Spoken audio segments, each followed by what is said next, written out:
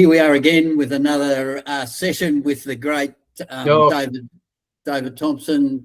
I call him Tomo. Please understand that I run on nicknames.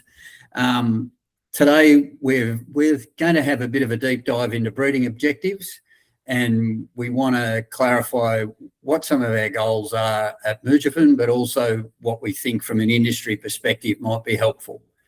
Tomo, do you want to kick it off? Yeah, well, I think having a breeding objective is fundamental to making progress with your commercial flock. I mean, you can't move forward if you don't know where you are.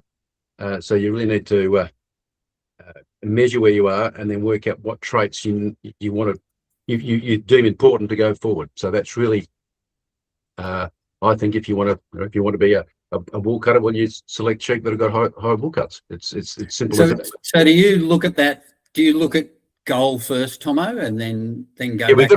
You've got to work out what's relevant and what's important to your business. So, and then I sort of broken it down into 5 things. So carcass, wool, health, repro, and visual. Those things there. So where do you want to be in 5 years' time? You need to have a time limit on it, and then reassess your objective. Because if you say you're looking at growth and you want to be a P weight of 8, just say, you get to 8 in 3 years. Well, do you want to go to 10, or do you want to then focus on lifting up other traits, keeping P weight at 8, but saying, okay, we want WEC to be minus 50, things like that. So it's gives you that opportunity to measure and say, okay, we've achieved where we want to go for growth. We can then expand out into other areas. The thing you don't want to do is get too complicated at the start and try and cover too many things, and to me, you get nowhere fast. Yeah, so I suppose what you're really talking about there is for growers that might be struggling with drench resistance, all of a sudden, that minus WEC work becomes critically important. Yep. In an example where you sit down with a client, Tomo, put that into perspective, please. Yeah, well, we did it last year at our round sale. A client from Victoria came and he had his flock profile test there. He ticked all the boxes, but all except WEC. So he was negative, but not enough negative. So he knew he had enough growth, muscle, and fat in the bank to say, okay, I can take less in that to get a high. So the RAM battery last year that he bought were lower in worm egg count. So that was really, it allowed him to, okay, we can step off the gas a bit on growth to get extra worm resistance. So to me, that was a really smart thing to do. Really smart. And a part of, I suppose, review and go back. So in that particular client's case, were they a longer term client, shorter term client? Were they somebody, if you've been working with somebody for a number of years, then it makes it a lot easier to be able to pick out something like WEC as the missing piece of the puzzle. Yep. So they had all the ASBBs of the brands they had purchased over the last 12 years, whatever. Okay. Oh, wow. Yep. Plus the profile test. So pretty good data there to see where they were.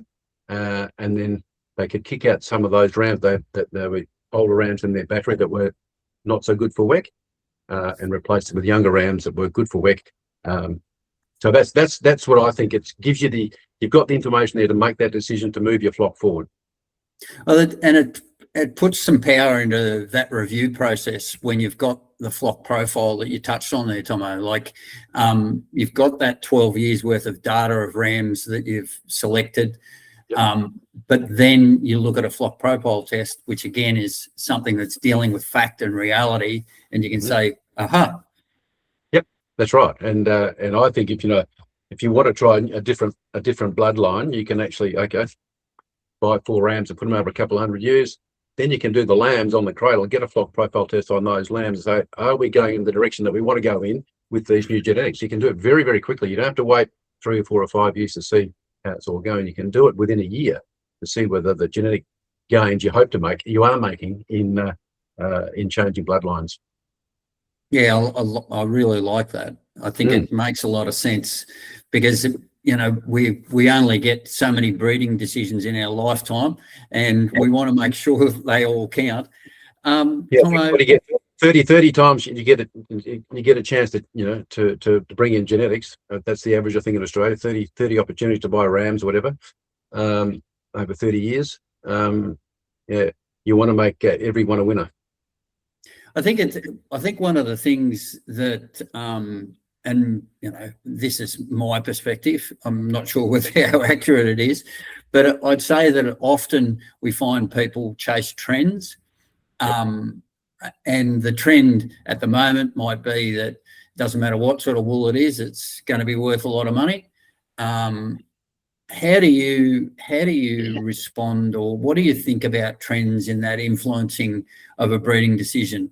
Do you consult people away from chasing, say if it's finer micron at a particular time? Would you say, well, hold on a second, this has an impact here on fertility? Would you have that kind of thought process? Well, I mean, the breeding objective in its scope is actually longer term. It's a longer term thing, so it should actually remove those thought bubbles and say, well, I want to grow huge wool cutters, or I want to go to 12 microns, or whatever it might be. Yeah. You sit down and look at your breeding objective and say, well, what do we need to do to try to achieve that? And is it just a blip? Because it's not like growing a crop of wheat. It takes time for those genetics to come through. So it needs to be a thought out process of where you want to be. And that's why I think the time frame is really important of your breeding objective. You don't just say, I want to have big sheep with white wool. That's not a breeding objective. It's really not. So it needs to be, as I say, it's got to be attainable, achievable in a time frame. And I think that sort of maybe locks you into a 5-year cycle of trying to achieve that. And I think that if you take that mindset, that takes you away from those flash in the pan type. Let's get chasing this, whatever it might be, whatever trait or whatever direction that people are thinking at the time. Like, everybody thinks, well, we need to whack the wool on now because wool prices are high. But you're going to suffer if you chase wool cut at the expense of fertility and repro. Well, and you think of a breeding cycle, like you make a decision this year, you're still reaping the reward of it. Well, the granddaughters are still in your flock in 15 years' time. So those trends, or those something that you respond to because the market's all of a sudden moved, as counterproductive in the long term. You'll never catch up. It's just like chasing rainbows. That's what I think. By the time you actually get where you think you want to be, that everything has changed. So that's why it's really important, that focus, and that's why I believe that the breeding objective is such an important tool to get where you want to go. And I'd probably ask this question 2 or 3 different ways, Tomo. But when we look at that yes, we've got the breeding objective. We've now got a flock profile tests that have the ability, and maybe this is a pitch via this, to encourage commercial producers to get out there and do their testing. But it's great to have data, but the informed data that we now have with flock profile testing is it just a potential game changer in a lot of businesses who, yes, they might be considering different bloodlines that have different traits. But if you've been on a bloodline for a long period of time and you have a certain degree of trust with what the ASBV might say for a particular trait, but that flock profile test is true, like it's actually going to be able to help you decide whether or not you need to go a little harder. Is that right? Or well, it stops you over promoting and under delivering. Don't want to do that. So that actually will pull you up pretty quickly. If you say, oh, these sheep are going to grow faster and they've got a P weight of 3, well, so it takes a lot of the bull dust out of the argument that when I see you look on Auctions Plus or whatever, and you see assessors report, oh, quick growing sheep, but they've got no data on them. And I think the flock profile test will be a wonderful marketing tool for those sheep producers that are actually are moving forward. I've seen quite a lot of sheep now moving past that $400 if I'm looking at the box and I'm watching the headlines in the newspaper. I think that we're now looking at sheep with a different lens, and that lens is that they're actually worth a lot of money, and the return on our investment is significant if we can get it right. I think that's really critical right at the moment. Yeah, it's interesting. My worry is that there's pretty ordinary sheep that are making very good money, and I was actually at the abattoir last week looking at some lambs getting processed, and the variety in carcass was incredible. But some sheep with massive amounts of fat, low eye muscle, and no discount. And I asked the manager there, I said, well, why is there no message getting back to these producers? So we just need the sheep. We just don't have enough sheep. So Yeah. it's a difficult environment at the moment, because anything with four legs just about is making money. And we really do need, it's almost like the breeding objective. Like, we've got to be thinking long term rather than short term. And Yep. and for me, it's that any piece of extra information, particularly on breeding sheep, like if you're selling ewes and you want to be able to service a customer effectively, that flock profile again would seem to me to be a really logical add-on. I think if I was in the market to buy a sheep, I would be asking for a flock profile test, if that was possible. I mean, I know it takes 6 to 8 weeks, but I would encourage people to do one at least every 3 years, just to see where you are. So when you are selling sheep, you've got data behind the sheep to say, well, this is what they'll do. And if you were buying, say, merino used to put a terminal over, I mean, you want things like, high growth, high fat, good repro, and that sort of stuff. And that's one of my criticisms of the flock profile test. It's not broad enough to sort of to satisfy different breeding objectives. And I think I really would like them to open it up to make it, you could customize it for your own breeding objective. I could imagine it, like a finisher, he would want to know how well these lambs are going to finish, and you've got the genetic makeup to actually make money a lot quicker off how many days on feed. Well, and it gives you the ability to think about your customer too. Like, if you're somebody that's supplying sheep into a market on a regular basis, and you do want to create some buyer interest, well, you identify what your customer is actually going to use those sheep for.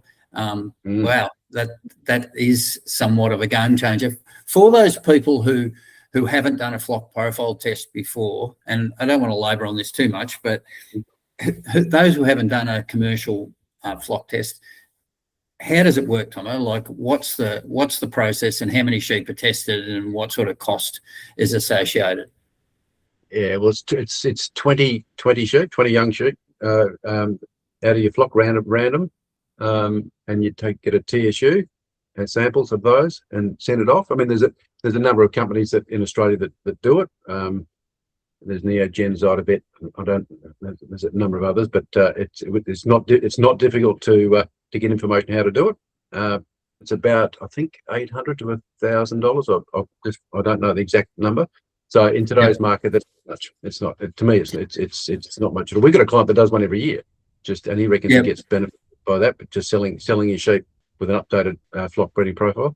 So are you weaners that you're talking about, Tomo? Like, is that? How do you, when you were in the stud, tell us a little bit of how you go the extra mile to make sure that the stud is doing what it's meant to do. How do you mean doing? Well, are you testing 20? Are you testing every sheep? We test all the sheep. Yeah. So they will get TSU'd, and then that goes into Zytobet for that to get all the results back, and then that'll go into our genetic trend box on sheep genetics, and we will see where we're going. You always have varieties, but generally we see where we're actually moving ahead in different traits. So that's. And I can imagine that would be something valuable for when you're identifying ewes to go into an embryo program or those sort of things. Absolutely, that's it. I mean, a lot of the traits you cannot see. Like, sure, it's a nice big ewe or whatever it might be, but I think it's 80% of the traits you cannot see. So you can't say it's got great muscle. You can't say it's got, great fat cover or repro. You can only do that with a test, and it is absolutely essential that you do that testing to give your clients the best flock possible, and you can't just bullshit your way through it. Yeah, I like it. I like the analogy you talked about before, because I see some people that tell me that their animals, whether they're merinos or composites or whatever they are, saying that they're really good for growth. And I look at this massive 3-year-old ewe, but when the test comes out, it's more like a +3, because they're really late maturing. They're massive carrying animals. They're inefficient as all get out. They're good at having one lamb. Sorry. It's a really, really fundamental shift for me. Yeah, well, I mean, I look at we years ago we were using Y weight as a selection tool, but we've gone from that to P weight many years ago, because we want the sheep to grow fast, and that was the thing. And now we've actually put in a cap on adult weight to make sure we try to cap the size of the adult ewe. So it's I think that's really important, because if you select for high P weight, which has happened in the terminals, you end up with a ewe that might be 130, 140 kilos, and we don't want that. We want the ewe to be capped out at mid-70s. And I love the P weight call. From my perspective, looking at a lot of different flocks, I think the first 100 days and how that lamb performs sets a lot of the financial outcomes for a commercial business. And it seems like a logical shift for you guys.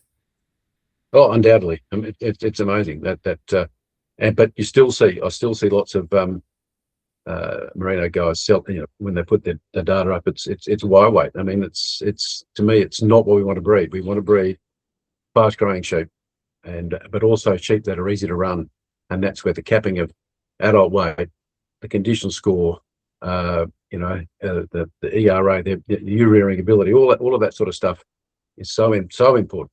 Yeah, I love the P weight. I love the P weight shift from a commercial producer's perspective, in that, one of the things, 20, 25 years ago, 30 years ago, everybody would say, merino lambs, weaners, possible to keep alive through their first summer. They're trying to die at every opportunity.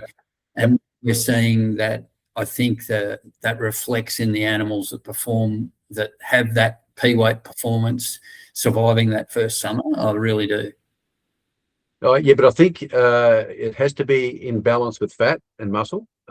Yes. To give that ability to build up those fat reserves to get through that difficult time. So I'm not a fan of just focusing on P weight. Sure, it makes you money with carcasses hanging up, but you need to have that balance with fat. And I still will say to this day that your Y fat is the most important trait in our environment to get through those tough times, and to wean more lambs. So get more lambs from less ewes.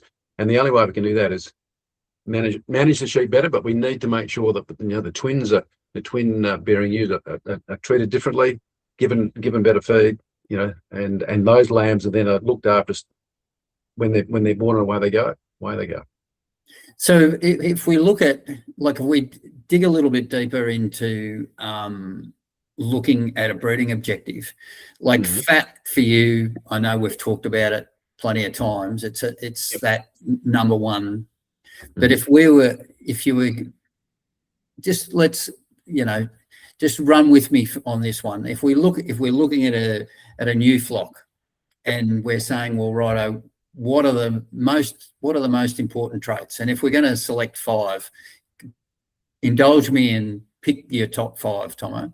Oh, well, I wouldn't even go. Well, growth, muscle, fat, right? So early growth, right? Yep.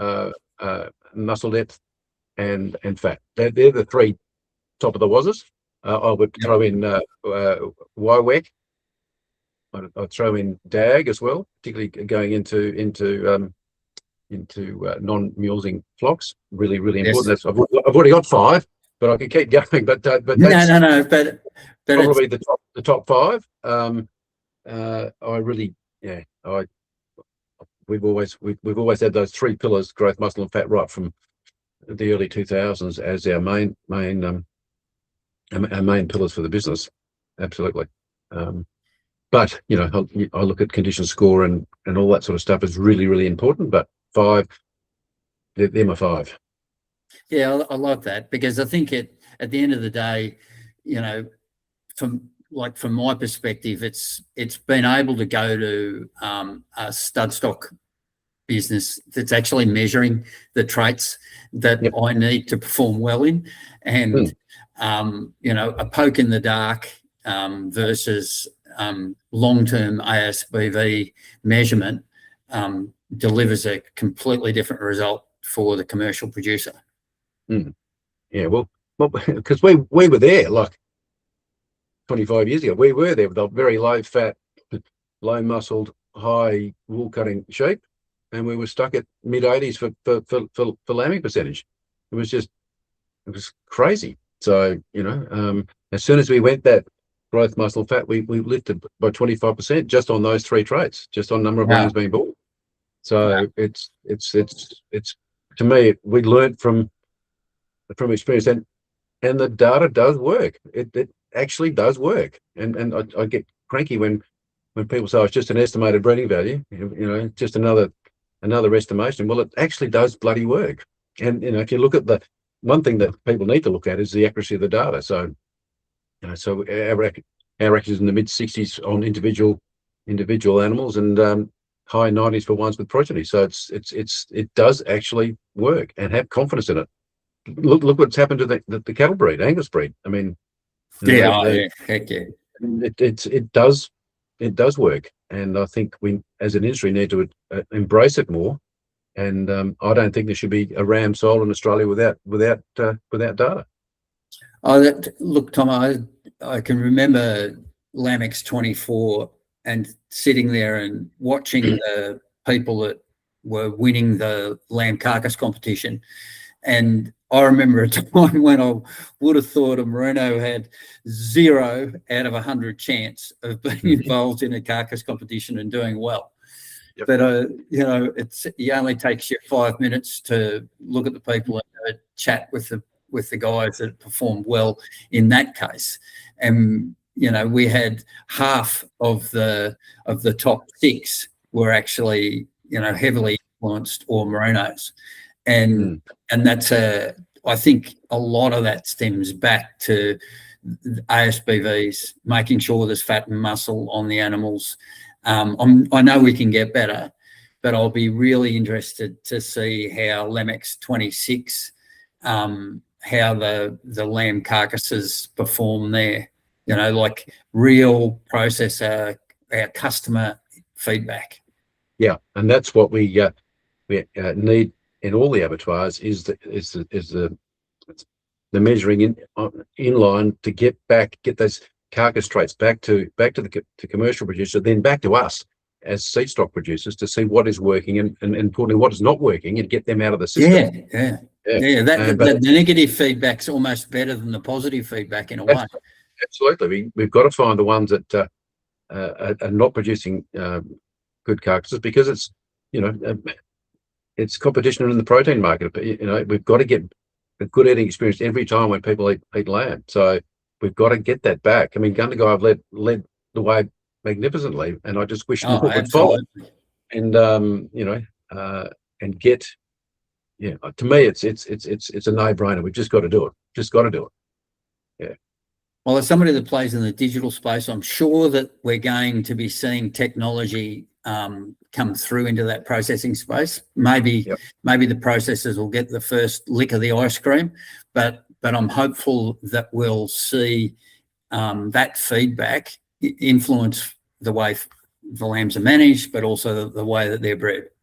Yeah, absolutely. And that's, managing is a really big important part, but also the genetics. And I think you will see the ones that are doing well, they'll be sought after by the finishers, because they know they're going to be hang up well. And there's no doubt that the processors are, well, we want to buy land from Billy Smith, because we know those lambs are going to be good. Yeah, And, yeah, yeah. vice versa, you know, another producer might have pretty ordinary results, so we'll take them, but they won't get any premium. No, and it's interesting. It's going to be it's an interesting time for breeders versus people that are breeding and trading animals at the moment. Like, I know we've had this conversation about, you know, have we got a shortage of ewes for the next 2, 3, 5 years? But like, I think it's potentially the next 15 years because of that competition for other land use. And I just can't see a time when we're going to have an oversupply of ewes, and particularly well-bred ewes, and it's certainly not in the next short period of time, unless something crazy happens in the world. No, I agree, and I worry that really good young ewes are getting their heads cut off because the processors are paying more money than producers, and that worries me immensely. We've got a couple of good clients that have you know, had their ewe lambs slaughtered because the money's really terrific. But where are the breeders going to come from? And so as the flock reduces, we've got to get more lambs out of less ewes. It's you know, it's I don't know. I'm with you. I don't think we're going to get out of this supply issue for a decade. Oh, you know, even yesterday, like I placed some lambs for a fella with somebody that was going to use terminal rams over the top of some composite ewes, and the price was set by what are they going to get? What are they going to make it at Gundagai to get their heads cut off versus keeping them on as breeders? And you know, fantastically bred sheep with all the ASBVs in the world. I was desperately trying to place those lambs because I didn't want them to go to Gundagai. No, that's the thing, and that's the great thing about a more modern type merino, that you can actually keep the ewe lambs as opposed in putting a terminal over that. They all go, wethers and ewes.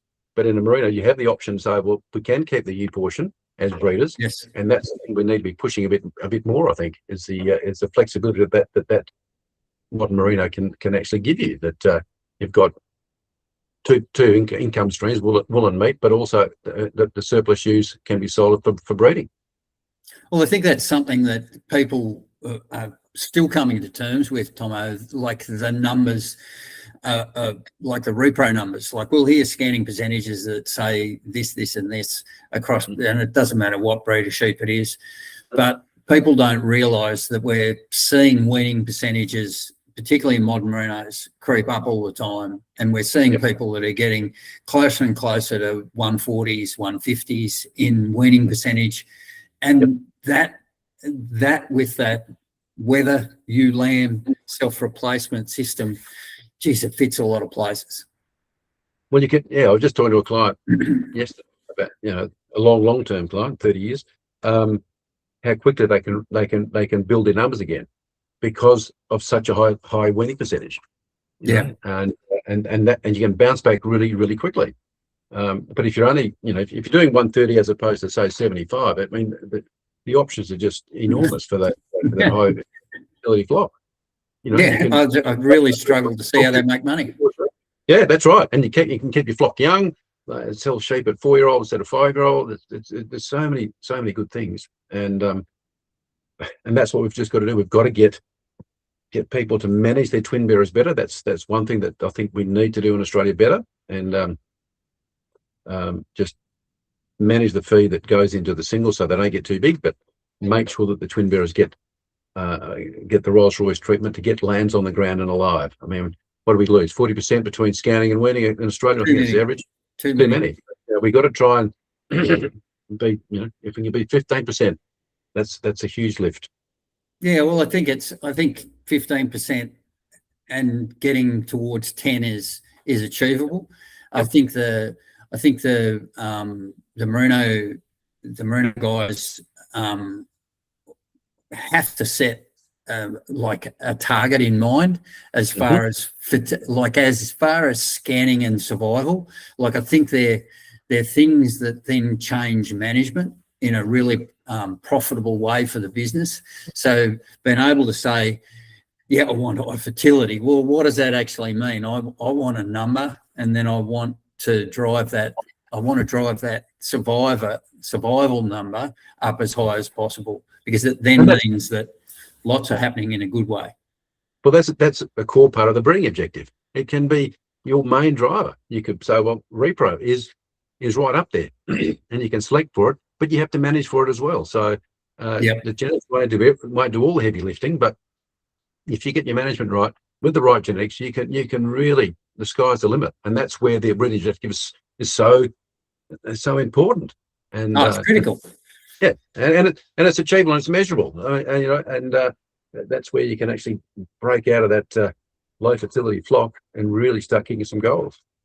Yeah, look, I work closely with a couple of your clients, Tomo, and I've seen the weather lambs, the performance of weather lambs, particularly at the likes of Gundagai, and like it has really started to set some great targets for overall return per ewe carried, stocking rate, then playing through to the customer, and then seeing these merino weather lambs perform really well on the hooks and being actually desired by the processor. I work, when I'm working with those people, I'm saying, well, what's our target? Like, what are we looking for? And what does the customer want? And set a number there. Like, when are we going to deliver? How old are they going to be? Do we need to know when IMF is starting to be laid down by the animal? Yes, we do. If we're really interested in what our customer, and I know I'm taking breeding objectives really a long way in here, but I think that there's a really good cause for, again, thinking about your customer. Are we delivering? And then once we know how our weather lambs are performing, how could we get better? Yeah, and that's what having a relationship with the processor and saying, what do you want? Okay. And we'll breed it. Yeah, it's no different to the icebreaker story in the wool side. I mean, that's how it started. They went to the end point and said, well, what do you want? What do you want? And that's how it built. That was 1986, whatever, when they started that. But that's what we've got to do. We need to have this positive relationship with our processors, not a negative one, which seems to be all over the place at the moment. There's lack of trust all over the place. But we need to have a good relationship. I think that's really profound. Like, I think it's very easy to throw stones at the processors, but if we're going to breed sheep, they're going to be processed. So to not have a good relationship with the processor, to me, seems counterproductive, particularly if we can get more information. Absolutely. I mean, we need to know, are we producing the right article? Like when I was at the abattoir the other day, there was so many sheep going through that weren't the right article. There was bucket fat there from being trimmed off. So for me, the producer that sent those sheep in should have got a note saying, they're just over fat, even though they score fives. There's no penalty for a score 5, but there should be a note saying, maybe they should have either come off feed earlier or change genetics or something. But to me, it's that's what's missing is the processor, producer, working together, having a good relationship. And that means there may be criticism, but you take it on the chin because you got to learn. And then take that feedback. I think it's vital. And I'm not talking about. I don't think either of us now are talking about premiums or discounts, but it's more about meaningful feedback that can say, oh, if I just did this slightly differently, there's a better outcome, and understand that it's not just a better outcome where the processor has a win. It's an outcome where both parties have a win. Oh, but also the consumer, like the consumer, they've got to have a great eating experience every time. So they've got to trust the brand or whatever. I was on a meeting last night. There was a processor, and they were talking about the potential in Southeast Asia. And a lot of people there, more income, so buying more red meat. So we're up against pork and chicken and beef and whatever. So we've got to battle for shelf space, and if they get a bad eating experience, they may not buy it again. So we've got to make sure, So the process is not the end of the line. It's the end of the line in our supply chain because they're our customer, but it's not the end of the line for the industry. We've got to make sure the consumer pick up that pack and say, "Yep, I'm going to take this home and I'm going to buy another one next week." And so that's where I think the importance of the IMF story and the shear force is not so much in premiums; it's actually market share. So you can have Australian sheep meat as the premium in the world. The world is our oyster. Oh, I think you've taken it back. You used the Angus example there, Tomo. Like while steers, 25 years ago, there was no premium for the IMF or the bull that went into that. The people that were leading the charge inside the Angus industry understood that brand and consumer acceptance was important, and they started to breed for it, even though there wasn't a premium for it. Yep. And now they're reaping the benefits of having a product that, can go toe to toe with Wagyu or any other premium red meat source and perform well. Yeah, and I think that's right. I don't think we should be going to the process of saying you've got to pay us more if we're going to do this. It's a bit like the mulesing debate. You've got to pay us more for us to run unmuled sheep. I mean, no. The market. No. So this is what we want. We'll produce it. We'll breed a type of sheep that doesn't require that procedure. To me, that's us talking to the other end. And so this is what we want. And we've got to listen, but they've also got to tell us. I mean, I still think the communication is pretty blocked between. Yes. Yeah. No. It certainly needs to get better. Yeah. And I think I'm hoping now, maybe with where the sheep numbers are, that it will force us to get together more and work out a plan. And I'm still pretty keen on long range contracts for the right product, but it has to be for the right product. And I still think we can get together and actually work out a way forward that way to guarantee some supply into the future. Because the volatility is the thing that kills confidence. And that's right, and trust. Yeah, absolutely. And trust is, I think, the big word that no one seems to want to talk about, but it's trust both ways, Well, Tomo, I've really enjoyed this conversation about, I think we stayed mostly on topic with breeding objectives. Not sure we did. Anyway. But I think, to sum it up, like we need to think about what we're actually wanting to be able to achieve in 5 years' time. And then whether, you use the term reverse engineer it, but we've got to look back at the inputs that are going into your flock on a year-to-year basis with as much information as possible. And if we were going to add another layer of security and proof testing for our commercial clients, it's get that flock test done. It just gives us more ability to be able to service our customer. Well, be more professional. I mean, I think that's it. Like, let's take a leaf out of the grain growers. I mean, actually be more professional in your approach and use data that's there. The tools are there to move you forward. And don't just rely on your stock agent and say, the sheep are going well and whatever. Actually get the data. So, okay, where are we? Where's our weak point? Where is our weak point? How can we address that weak point and to move our flock forward? I like that. Yeah, and I think that's to me. Just get out there and get it done. Really get it done and find out where you are. Yeah.